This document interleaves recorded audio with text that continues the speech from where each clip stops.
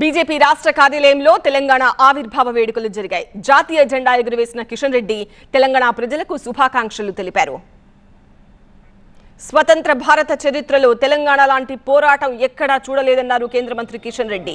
ఎంతో మంది అమరుల త్యాగంతో తెలంగాణ ఏర్పాటైందని, రాష్ట్ర ఏర్పాటు కోసం బీజేపీ చిత్తశుద్ధితో పనిచేసిందన్నారు. 10 ఏళ్ల కేసీఆర్ పాలనకు చరమగీతం పాడి కాంగ్రెస్ కు అధికారం ఇస్తే మళ్లీ అదే దోపిడీ, అదే అన్యాయం జరుగుతోందని విమర్శించారు కిషన్ రెడ్డి. తెలంగాణ రాష్ట్ర సాధన కోసం జరిగినటువంటి పోరాటము ప్రపంచ చరిత్రలో ఒక లిఖించదగినటువంటి అంశం. ఉస్మాన్ యూనివర్సిటీలో కాల్చుకొని చనిపోయినటువంటి వాళ్ళు, ఎదురుగా ట్రైన్ వస్తుంటే ట్రైన్గా ఎదురుగా పోయి ప్రాణార్పించినటువంటి వాళ్ళు. ఈ రకమైనటువంటి పోరాటము భారత స్వాతంత్ర చరిత్రలో ఎప్పుడు కూడా కనిపించలేదు.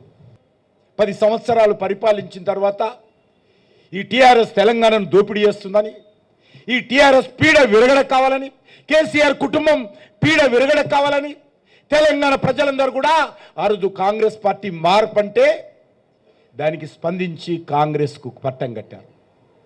కానీ దోపిడీలో తేడా లేదు.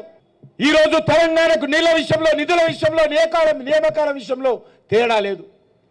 కాబట్టి ఈరోజు ఈ రాష్ట్రంలో మార్పు రావాల్సిన అవసరం ఉంది. ఖచ్చితంగా భారతీయ జనతా పార్టీ నేతృత్వంలో ఆ మార్పుకు ఈరోజు మేమందరం కూడా సమిధలుగా ముందుకెళ్తాము. తెలంగాణ రాష్ట్ర అభివృద్ధి కోసం అంకితభావంతో పనిచేస్తాము.